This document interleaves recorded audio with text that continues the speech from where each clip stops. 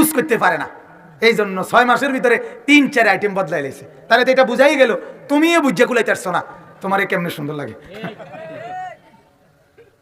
এটা বোকামি না? একদম বোকামি ভাইয়া, এটা ছেড়ে দাও। এটা দাজ্জালের প্রস্তুতি। এই জন্য খুব দ্রুত গতি সময়ে, খুব দ্রুত। আজকের খবরে আশ্চর্য খবর আসছে, এক লোক শুধু নাপিত আপনার এই চুল কাটে, এই বর্তমান ফ্যাশনেবল চুল কেটে সে কোটিপতি। কোটিপতি অর্থাৎ ওই যে শত শত টাকা ইনকাম করে এই চুলের বাহারি ডিজাইনের মধ্যে, কিন্তু কোনোটাই কোনো বইপত্রের নিয়ম কানুন না। এটা হেতের মাথার যেটা আইয়ে যে এই তের চুল এদিক দিয়ে দিলাম কমাইয়া, আচ্ছা তোমারটা এদিক দিয়ে কমাই দিই, এটা এডিছে তোমার ফিসি দিয়ে কমাই দিই, আপনার হেতেরে কি দিবেন, এতে মাইজ বরাবর কমাই দিই, মানে জিটা তার মাথা তাই মনে হয়। বুঝেন না? এটা কোনো একটা আছে না বলে যে বইয়ের মধ্যে প্রথম যোগের পরে বিয়োগ, বিয়োগের পরে ফুরন, ফুরনের পরে ভাগ, একটা নিয়ম কানুন আছে তো সব কিছু, যে এটা পয়লা কাটিংটা এটা, পরের মাসের কাটিং হেডা, পরের মাসেরটা হেডা, এটা এরুম না। এইটার মাথার ওই যে নাফিত্তার মাথার যেটা বন হয় এইটাই কাটিং, এটাই কাটিং। বলেন নাউজুবিল্লাহ। তো আল্লাহ নবী সাল্লাল্লাহু আলাইহি সাল্লাম বলেন এই দাজ্জাল হবে যুবক, দাজ্জাল হবে এলোমেলো চুলওয়ালা, দাজ্জাল হবে কানা, মানে তার এক চোখ নাই, আওয়ারুল আইন, তার এক চোখ কানা হবে দাজ্জাল।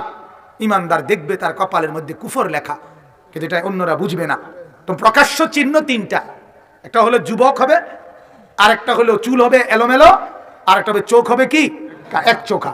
এক চোখা আপনারা বাইচে থাকলে দেখবেন এই পৃথিবীতে অচিরেই এক চোখ, মানে এক চোখ ইচ্ছা করে আটকায় রাখা, আরেক চোখ দিয়ে ফ্যাশন করা, এই মডেল অচিরেই আসতেছে। বুঝেন না কথাটা? আগে জুতাটা আর চুলটা ঠিক হয়ে ভালো করে মজবুত হয়ে গেল, এটা একটা মেয়াদ আছে তো শয়তানের কাছে, যে কতদিন হইলে আপনার চুলের বিষয়টা মজবুত হবে, এরপরে হেটা ছাড়বে। কথা বুঝছেন? হ্যাঁ, ফ্যাশন। বলেন নাউজুবিল্লাহ। তো আল্লাহ নবী সাল্লাল্লাহু আলাইহি ওয়াসাল্লাম দাজ্জালের ব্যাপারে বললেন, উম্মত, দাজ্জালকে আল্লাহ তাআলা এমন আশ্চর্য শক্তি দিবে যে দাজ্জাল বললে বৃষ্টি নামবে। হাদিস, দাজ্জাল বললে নদী খালের পানি শুকায় যাবে, আবার বললে বইতে থাকবে। দাজ্জাল এখানে বললে এই খোলামেলা এই জায়গার মধ্যে স্বর্ণ রৌপ্য মাটির নিচ থেকে খনির মতো উপরে উঠবে। দাজ্জাল বললে মরা মা বাপ কবর থেকে ওই ব্যক্তির সাথে কথা বলবে। দাজ্জাল বললে এই কয় ঘর এদের জমি জেনে জেনে আছে, ওইখানে বৃষ্টি হবে। দাজ্জাল বললে ওই ঘরগুলোর জমি জেনে, তারার ঘরে বৃষ্টি হবে না, তারার জমিনে।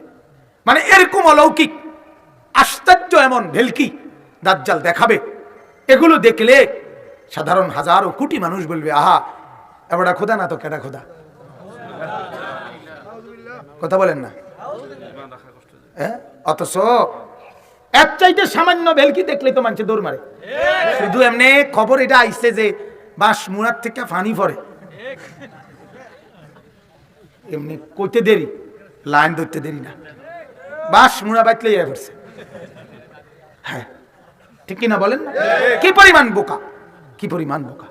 রাতের 2:30 বাজে, রাতের 2টা বাজে, ও মাজারের গাছের মধ্যে সুতা বাঁধে, লাল লাল সুতা বাঁধে, সুতা বাঁধে। কথা বুঝেন নাই? সুতা বাঁধে কি? ও কি লেগে সুতা? একটা ফুতের লেগে আজি, তাতে একটা ছেলে হয়। আমি একদিন একজনের হাসতে হাসতে বললাম, ভাই হেবুডিরে কষ্ট করে না বাঁধিয়ে তুলি ভালো ছিল না, ফুটা না বাঁধে। কথাটা বুঝেন না? আফারে বাঁধে তুলিতে ভালো ছিল, আমি বউরে বেডিরে বাঁধে থুনের ভিতরে। বলেন নাউজুবিল্লাহ। কত নিকৃষ্ট, কত নিকৃষ্ট বুঝ। হায় হায় হায় হায়। কচ্ছপের কাছে, মাছের কাছে, এর কাছে ইমান বিক্রি করে দেয়, ওর কাছে সন্তান চায়, ওর কাছে মান্নত করে। নাউজুবিল্লাহ, নাউজুবিল্লাহ। হাজারো কোটি মানুষ আপনার এরকম সামান্য থেকে সামান্য ভেলকি দেখে মাজার পূজা, কবর পূজা, শিরিক আর নাফরমানির মধ্যে জীবন বিসর্জন দিয়ে দেয়। আর সেখানে এত কিছু দেখে ইমান রক্ষা রাখা, ঠিক রাখা কঠিন হবে না? কথা বলেন না কেন? কঠিন হবে, কঠিন হবে। বাপ, আপনাদের কাছে অনুরোধ, আমি মাঝখান দিয়ে বলি, এই কথার প্রসঙ্গে বলতে চাই, মুসলমান, আপনাদের কাছে আমি প্রতিদিন চিৎকার করে বলি, আজ ফ্যামিলির জন্য আপনারা কেউ এই ঘর, ফার্নিচার, আসবাবপত্র, দালান, বিল্ডিং, চেয়ার, টেবিল, সোফা, খাট, পালং এগুলোই শুধুমাত্র রেখে গিয়ে নিজে তৃপ্ত হয়ে কবরে যাইয়েন না যে বউ বাচ্চার জন্য আমি ঘর, দালান, বিল্ডিং, জায়গা, সোফা, খাট, পালং সব ব্যবস্থা করে গেছি, এখন আমি কবরে যাইতেছি না। আল্লাহর কসম, আপনাদের কাছে অনুরোধ, কোন মানুষের সংসার সোফাকে বলে না, মানুষের সংসার খাটকে বলে না, বিবি বাচ্চাকে বলে সংসার, ঠিক কিনা বলেন না? কাজেই নিজের বিবি বাচ্চার ঈমান, নিজের বিবি বাচ্চার নামাজ, নিজের বিবি বাচ্চার সেজদা, নিজের বিবি বাচ্চার তেলাওয়াত, নিজের বিবি বাচ্চার আখিরাত, এটা বুঝ কইরা এরপরে কবরে যাইয়েন। আল্লাহর দোহাই দিয়ে বললাম, নয়তো আপনার এই পরবর্তী জেনারেশন ঈমান হারা হবে, আর আপনাকেও তারা তখন জাহান্নামী বানাবে। মনে রেখে, এটা জরুরি। আজ বুঝতেছেন না, আজ আফসোস, আজ আফসোস মুসলমান, আপনি নিজের চোখের সামনে দাঁড়াইয়া বিল্ডিং এর প্রতিটা ইট গাঁথতেছে রাজমিস্ত্রি, আমনে চোখের সামনে দাঁড়াইয়া চাইয়া রয়েছেন, আমারে বলতেছে হুজুর ক্যান্টনমেন্ট থেকে বালুর লেগা ময়মনসিংহ গিয়া বিল্ডিং এর বালু 1 নম্বর বালু আনছে ময়মনসিংহের থেকে, তার মানে বালুর যাতে 2 নম্বর না হয়। আমি বললাম এরপরে এই বালুরে আবার হাউস কইরা এই বালু এটি ধুইছে, ধুইয়া আবার এটি শুকাইছে, এরপরে ওই বালু দিয়া আপনার কি করে এই গাঁথনি, না না সরি আস্তর আস্তর করে। তা আমি বললাম আমি বুঝছি ভাই এটার দ্বারা যে বালুর ভিতরে যাতে কোনো বালু না থাকে, বুঝুন না কথাটা, বালুর ভিতরে যাতে কি না থাকে, কোনো বালু না থাকে, এই জন্য ধুইয়া লইছে এটা। তাইলে আমার বলার উদ্দেশ্য হলো, এক মানুষ তার একটা বিল্ডিং এর ইটের জন্য, এই গাঁথনির জন্য যদি এত যত্নবান হয়, অথচ আপনার ছেলেটা আপনার ঘরে গত 1টা বছর কোনোদিন ফজরের নামাজ পড়ে নাই, আপনার মেয়েটা ফজরের নামাজ পড়ে না, আপনার বিবি নামাজ পড়ে না, আপনার মেয়ে পর্দা করে না, হায় হায় এই বিল্ডিং এ, এই ঘরে কারা ঘুমাবে? কিছু অসভ্য জানোয়ার ছাড়া আর কে ঘুমাবে বলেন? হায় মুসলমান, কি সাজাইলেন, কি সাজাইলেন, কি ঘর বানাইলেন যে ঘরে জানোয়ার থাকবে, জানোয়ার, মানুষ থাকবে না। যে ঘরে আল্লাহর নবী বলছে, আল্লাহর নবী বলছে মুসলমান, এটা নবীজির হাদিস, আল্লাহর নবী সাল্লাল্লাহু আলাইহি ওয়াসাল্লাম বলেন, যে ঘরে জিকির নাই, যে ঘরে তেলাওয়াত নাই, যে ঘরে কোরআন নাই, যে ঘরে নামাজ নাই, যে ঘরে আল্লাহর বন্দিগি নাই, আল্লাহর কসম নবীজি বলছেন কাল বাইতিল খারিব, সে ঘর হচ্ছে সারা বাড়ি, সে ঘর হচ্ছে সারা বাড়ি, আলগা বাড়ি। সারা বাড়িতে মানুষ থাকে না, সারা বাড়িতে কুত্তা থাকে, সারা বাড়িতে বিড়াল থাকে, সারা বাড়িতে সাপ থাকে, সারা বাড়িতে কেচ্চা থাকে, সারা বাড়িতে ইন্দুর থাকে, মানুষ থাকে না। যে ঘরে আল্লাহর সিজদা হয় না, নামাজ হয় না, গোলামি হয় না, বন্দেগি হয় না, আপনাদের যাদের ঘরে ঘরে ছেলে নামাজ পড়ে না, মেয়ে নামাজ পড়ে না, ওই ঘরে মানুষ থাকে না, জন্তু জানোয়ার থাকে, জন্তু জানোয়ার।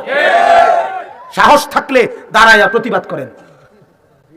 আপনার যে ছেলে নামাজ পড়ে না, বন্দিগি করে না, আপনার যে বিবি পর্দা করে না, যে ঘরে আপনার ছেলে বছরের পর বছর, মাসের পর মাস নামাজ পড়ে না, আমি দাবি করলাম ওইটা মানুষ না, ওইটা জানোয়ার। আপনি যদি বলেন মানুষ, তা আপনি এখন প্রমাণ করেন, আমিও জানোয়ার প্রমাণ করে দেব, আপনি মানুষ প্রমাণ করে দেন। আপনি বলেন না বাজার, আমার কথা রাগ করেন না, আমি আপনাদেরকে ভাবনা জাগাইতে আসছি, আপনাদের বিবেক জাগাইতে আসছি। প্রতিদিন এক কথা বলি আমি, যে আমি কলিজার মধ্যে অনুভূতি জাগাইতে আসছি। দাজ্জালের ব্যাপারে নবীজি সাল্লাল্লাহু আলাইহি ওয়াসাল্লাম অত্যন্ত গুরুত্ব দিয়ে আল্লাহর নবী সাল্লাল্লাহু আলাইহি ওয়াসাল্লাম বললেন, কি বললেন? নবীজি বললেন যখন এই ভীষণ বিপদের কথা, যে দেখো উম্মত, ঈমান রক্ষা করা কঠিন হবে, ঈমান রক্ষা করা সবচেয়ে জরুরি, ঈমান, ঈমান ছাড়া আর কোনো পুঁজি নাই। তখন ওই কথাটা আপনাদের মনে আছে, আসরের নামাজের আগ টাইমে নবীজি দাজ্জালের বর্ণনা দিছে, এই কথাটা থেকে গেছিলাম আমি। আসরের নামাজ পড়ে আল্লাহর নবী সাল্লাল্লাহু আলাইহি ওয়াসাল্লাম মসজিদ থেকে বাইর হইছেন, এই কথাটা শুনে যেটা বলতেছিলাম। আসরের নামাজের পরে নবীজি মসজিদের বাহিরে গিয়া প্রায় 2 ঘন্টা পরে, 2-2.5 ঘন্টা পরে আল্লাহর নবী আবার মাগরিবের আগ টাইমে মসজিদে আসছে, নবীজির জামানায়। আসার পরে আল্লাহর নবী দেখতেছে মসজিদের ভিতরে সাহাবীদেরকে ওই দাজ্জালের বর্ণনা যে দিছে, আসরের আগে যে কে যাকে যেমনে বসা দেখতে গেছে সে ওখানে বসে রয়েছে, কোনো নড়াচড়া নাই। আল্লাহর নবী আয়েশা বললেন, হায় হায়, তোমরা কেউ বাইরে যাও না, তোমরা এই লম্বা সময় এখানে বসে রইলা?